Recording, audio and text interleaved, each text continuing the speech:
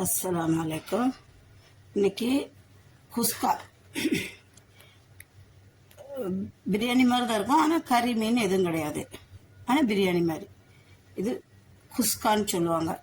அதுக்கு தேவையான பொருள் என்ன தெரியுங்களா? இங்கே வருங்க, நல்லா 1/4 கிலோ வெங்காயம் நீல வாட்டில் அரிஞ்சு வச்சுருக்கிறேன். அப்புறம் 1/4 கிலோ தக்காளி நறுக்கி வச்சுருக்கேன். 200 கிராம் தக்காளி, 1/4 கிலோ வெங்காயம், அப்புறம் ஒரு கைப்பிடி புதினா, ஒரு கைப்பிடி மல்லி இலை, அப்புறம் ஒரு 6-7 பச்சை மிளகாய் எடுத்திருக்கேன். கீரி போடலை, ஏன்னா இங்கே பிள்ளைங்க இருக்காங்க சாப்பிட்றது, அதனால கீரி போடலை. அப்புறம் இஞ்சி பூண்டு பேஸ்ட்டு. இது நான் வீட்லேயே உண்டாக்குறது கரம் மசாலா, பிரியாணி மசாலா.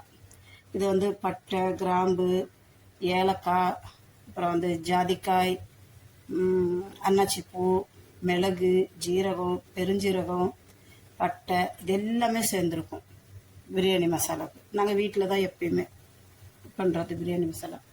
அப்புறம் அதுக்கு தேவையான தயிர் இங்கே வச்சுருக்கிறேன், பாதி எலுமிச்சம்பழம். வாங்க, இனி பாத்திரத்தை வச்சாச்சு. நாங்கள் தேங்காய் எண்ணெய் யூஸ் பண்ணுவோம். பாருங்க, தேங்காய் எண்ணெய் யூஸ் பண்ணி இந்த சாப்பாடு செஞ்சால் அவ்வளோ டேஸ்ட்டாக இருக்கும், நல்லாயிருக்கும்.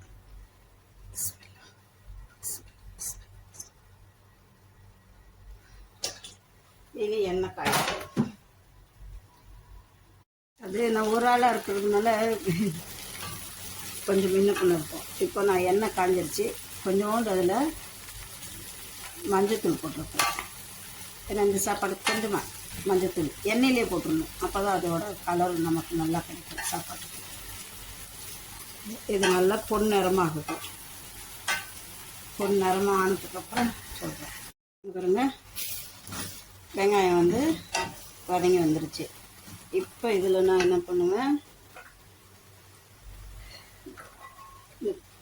தக்காளி, ஏன்னா இஞ்சி பூண்டு போட்டோம்னா அடி பிடிக்கும். முதவே இஞ்சி பூண்டு போடக்கூடாது. தக்காளி எல்லாம் நல்லா வதங்கின பிற்பாடு தான் இஞ்சி பூண்டு போடணும். அப்போ தான் உங்களுக்கு சாப்பாடு ருசியாக இருக்கும், தீயாமல் இருக்கும். இல்லைன்னா தீஞ்சி போகும். தக்காளியை பார்ப்போம். தக்காளி பாருங்க, இப்போ தக்காளி நல்லா குழஞ்சிருச்சு. இப்போ என்ன பண்ணணும்னா,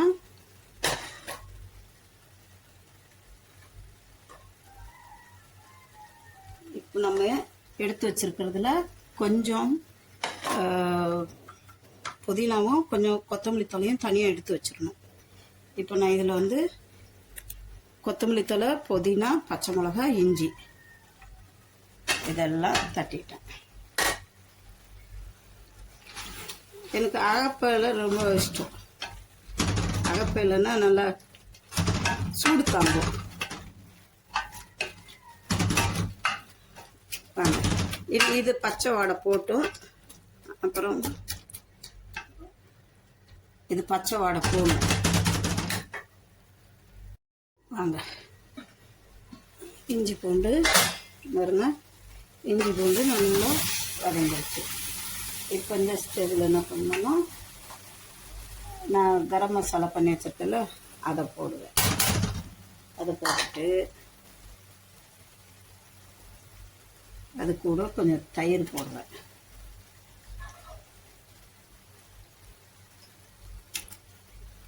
தயிர் போட்டோம்னா சாப்பாடு ரொம்ப சாஃப்டாக கொடுக்கும். அதுக்காக தான் தயிர் போடுறது சாப்பாட்டில்.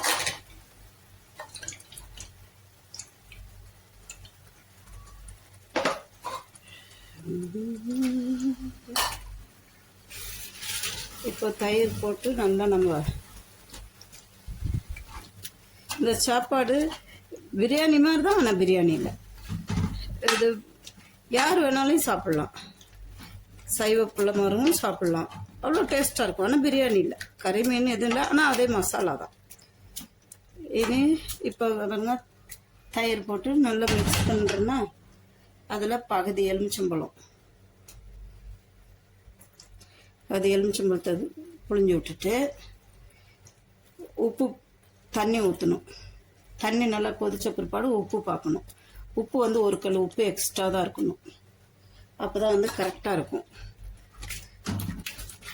சரிங்களா? பாருங்க, வாங்க பாருங்க, நல்லா எல்லாம் வந்து வதங்கி எண்ணெய் பிரிஞ்சிருச்சு. இப்போ நான் வந்து தண்ணி பாருங்க, இந்த கப்பில் 5 கப்பு அரிசி எடுத்துருக்குறேன்.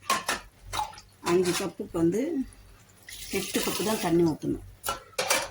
சோறு உங்களுக்கு பளபளன்னு வரும்.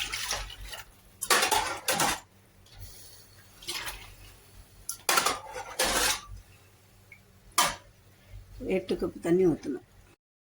இங்கே பாருங்க, இப்போ இந்த பதத்தில் இப்போ நான் தம்முக்கு போட போகிறேன்.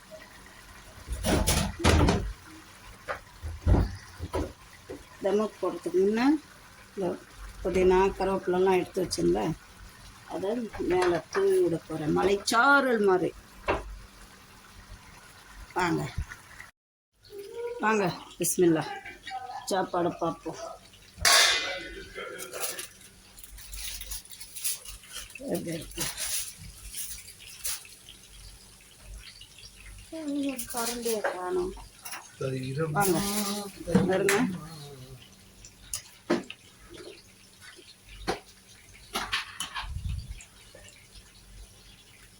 எப்படி இருக்கு?